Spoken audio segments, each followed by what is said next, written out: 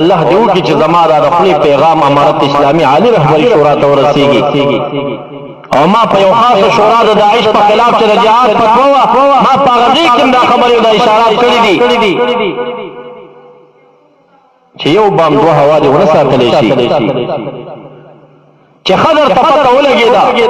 چې دا د نستوړي مار د داعش په جامه باندې نن څنګه مقابله اختیار کړه بیا په یو وابي لاس راخکل خلک یې نیول چې دا زما ورور دی مجاهد دی او دویم وابي داعشي دی وجلې ماته روا دي دغه فرق کوم دی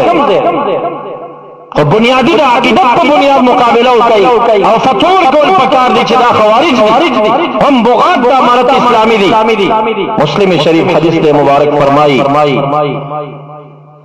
اذا جاءكم رجل اے مسلمانانو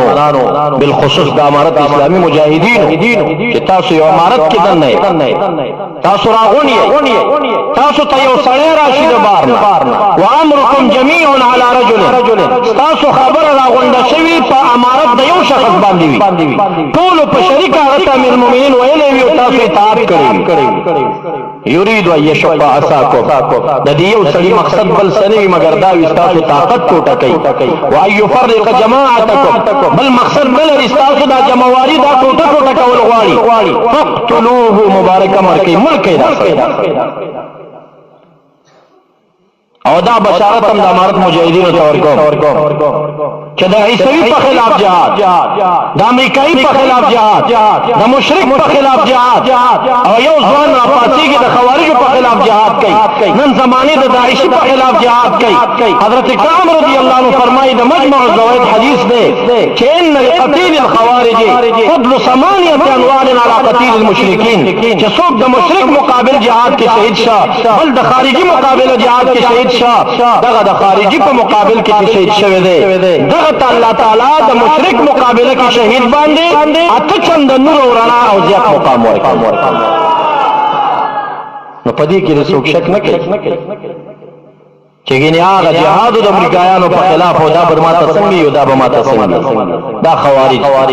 علامه شامی په فتوا کړي خوارج تفسیر ساوی په فتوا کړي خوارج او هغه عوام چې د حرمینو فتوا په سبیل الفار جزئیه کې نن د حرمینو د عرفات په خطبه کې په داعش باندې فتوا نسکیږي د خوارج عرب او عجم وي چې خوارج او اعمال د ظلم نه پته لګي چې خوارج زما معزز چند کلمات را نتیزو اگر که 2 یا 3 یا 4 کالا مونږ خلو ته تالی اچولې وي چونکه دا اصحاب کهف د سپو په شکل باندې د امارت په خوا کې وهابیان یوځای شوي او مونږ ته به بار دا تلقینات کېدل چې له خلونه تالی واچوئ سمووایئ مونږ به څه نه ویل ښه شو بعضې شر کې خیر وي چې تمیز د حق د باطل نه وشي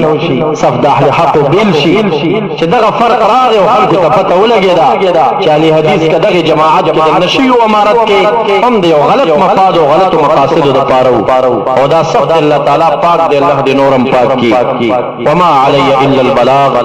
واخر دعوانا ان الحمد لله رب العالمین درود شریف په شوق سره